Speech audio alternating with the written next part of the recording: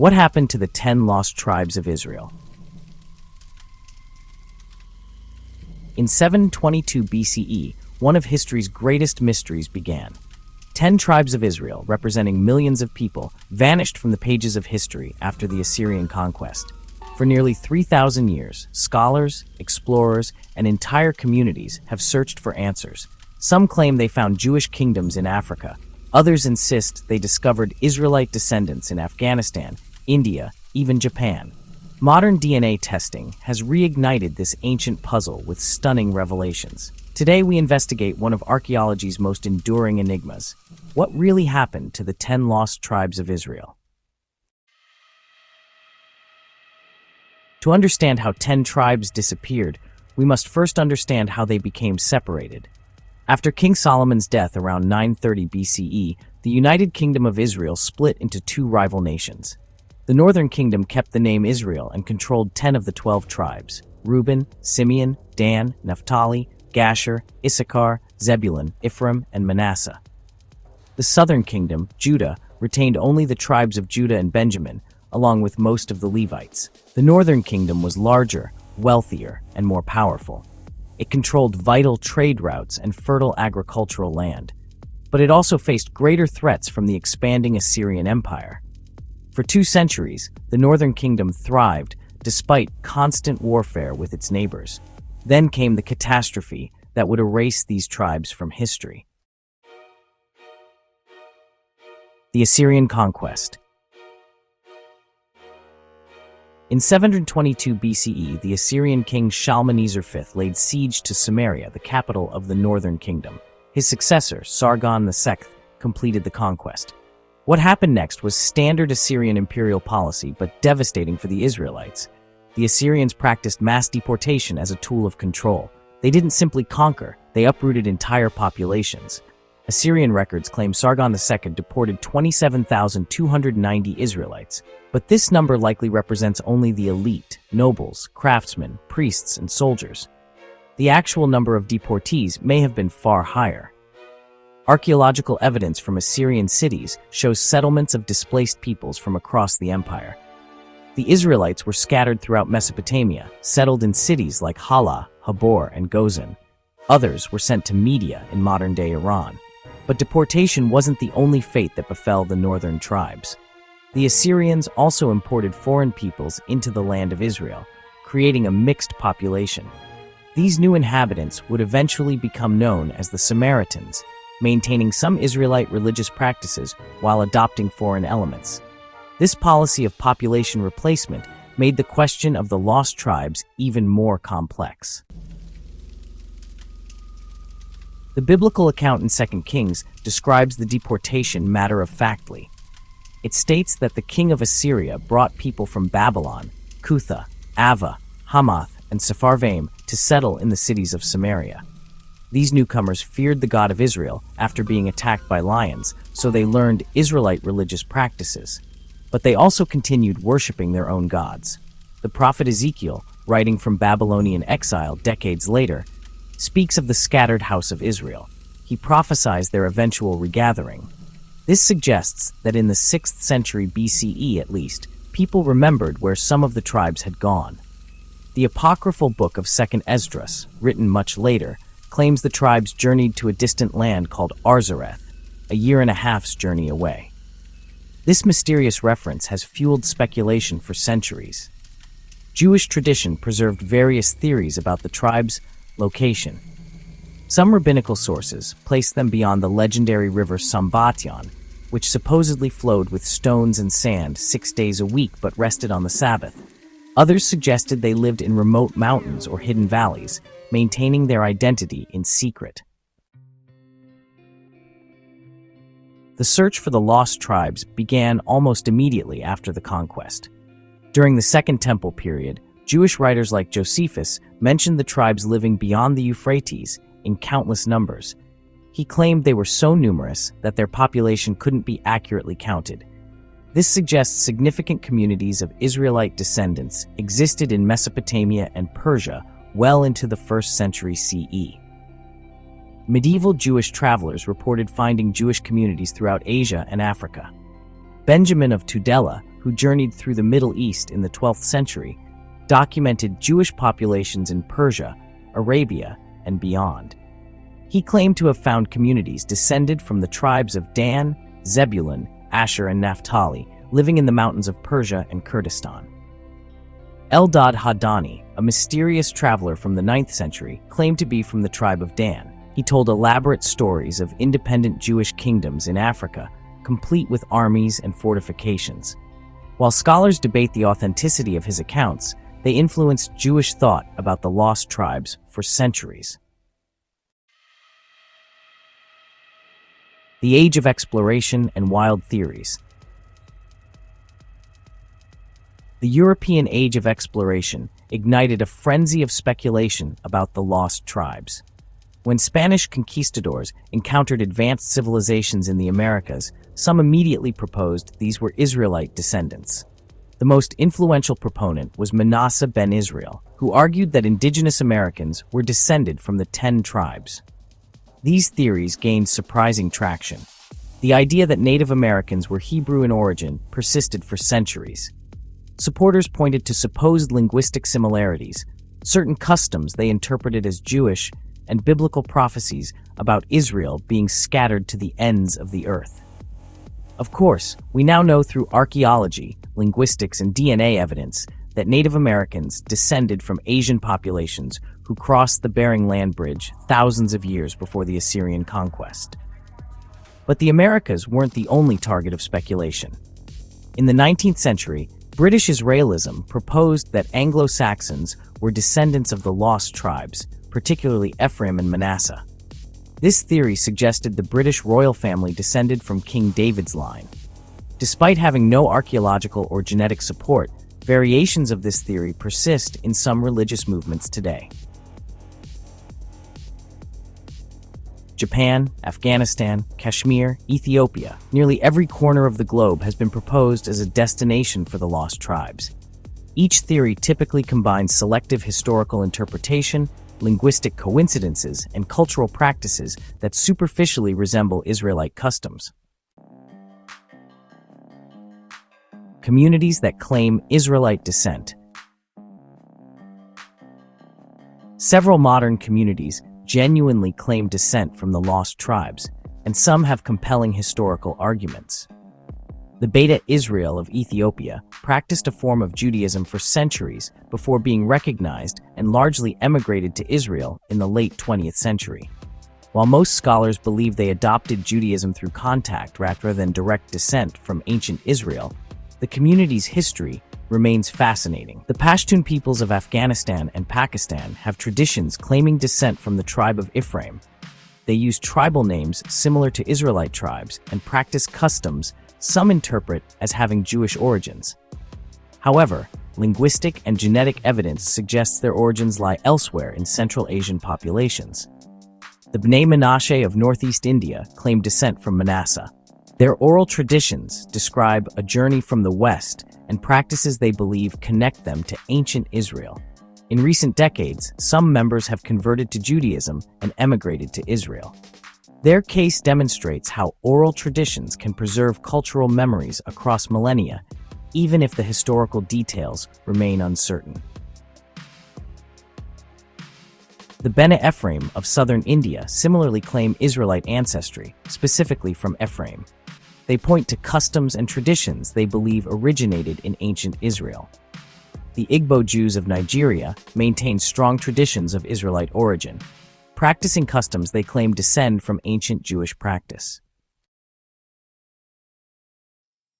Archaeological evidence provides our most reliable information about what happened after the Assyrian conquest.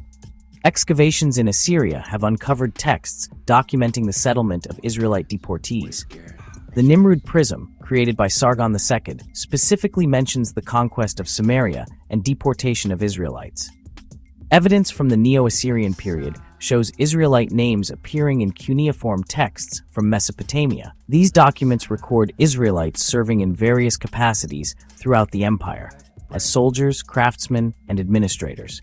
This suggests significant communities maintain distinct identities, at least initially. But here's the crucial archaeological reality. Populations that maintain distinct cultural identities leave traces. They build according to certain patterns, bury their dead in characteristic ways, create distinctive pottery and artifacts. After several generations in Assyria and Media, these distinctly Israelite markers disappear from the archaeological record. The Deportees appear to have been absorbed into the broader Mesopotamian population. This doesn't mean they vanished completely. It means they integrated.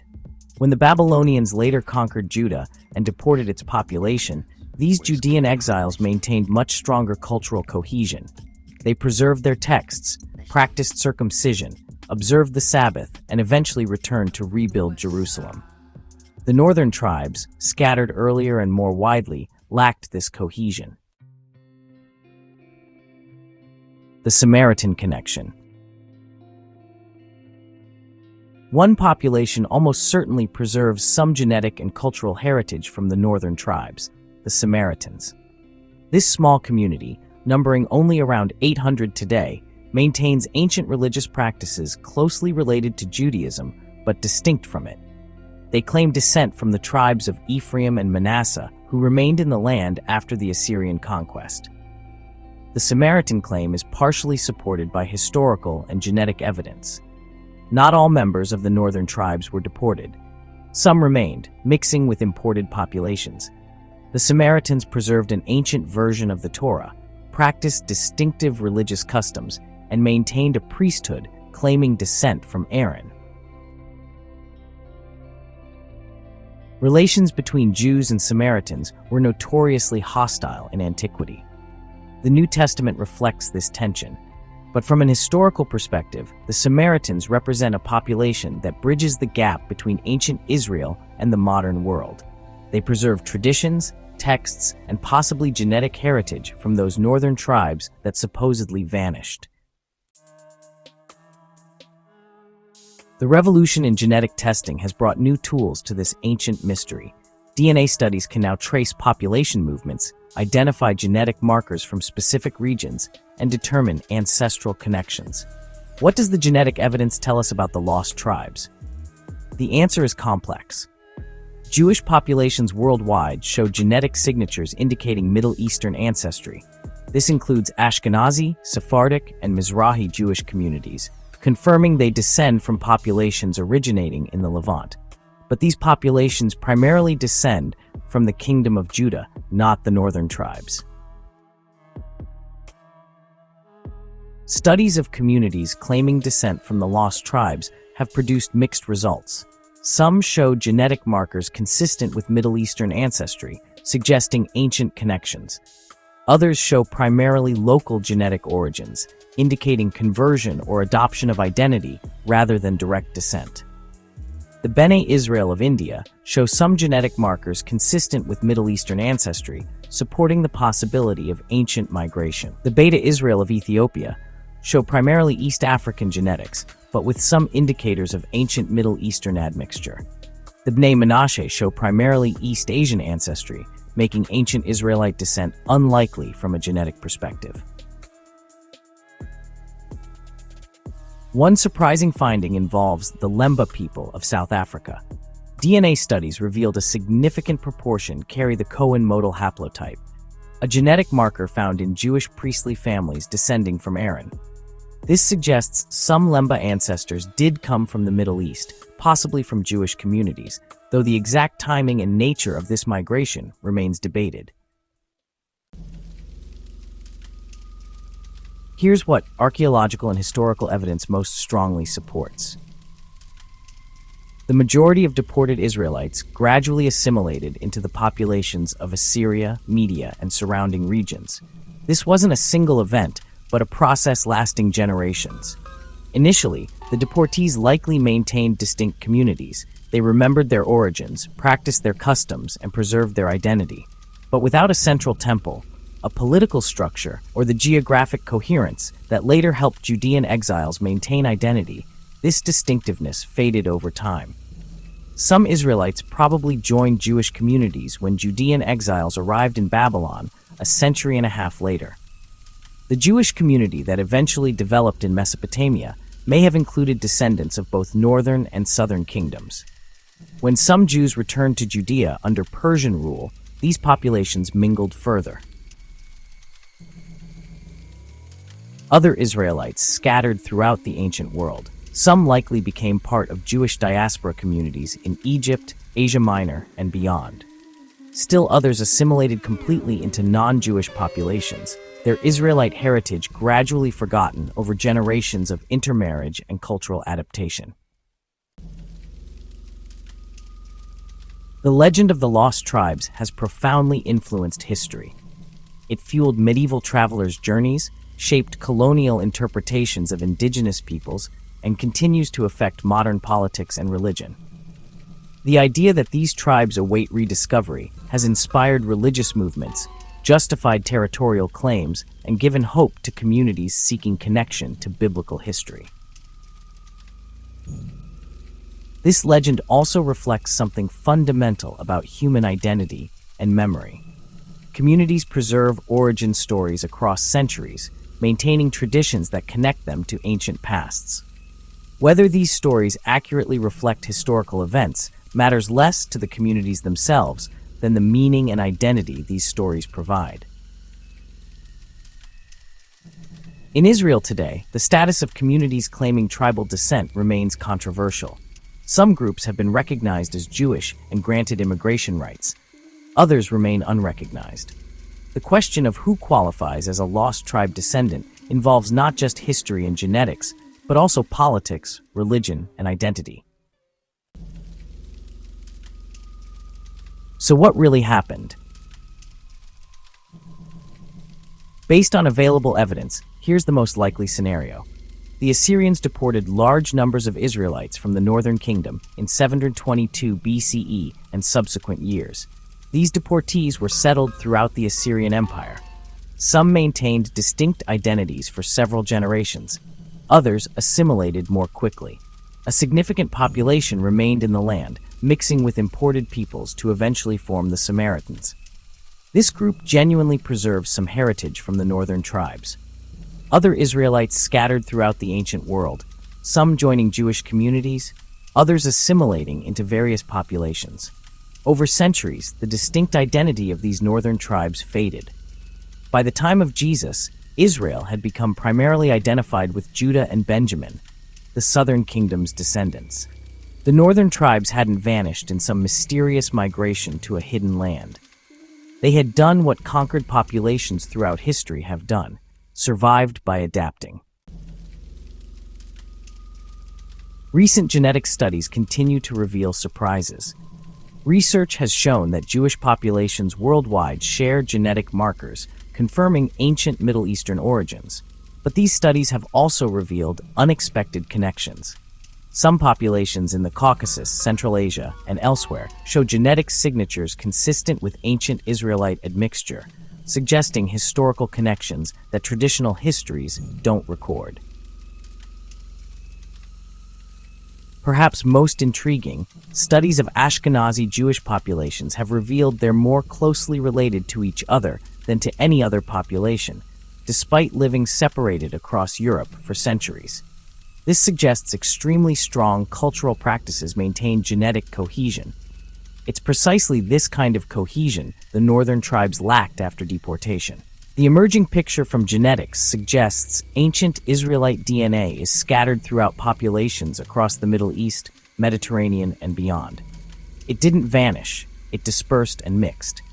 Many people today likely carry some genetic heritage from those ancient tribes, though not in the concentrated, identifiable form that would constitute a lost tribe.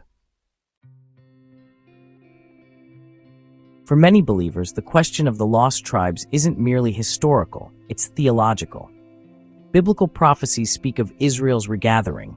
Some interpret this literally, expecting the tribes to be identified and returned. This belief has motivated missionary work, genetic testing projects, and efforts to identify and restore communities to Jewish identity. The religious stakes make objective historical analysis challenging.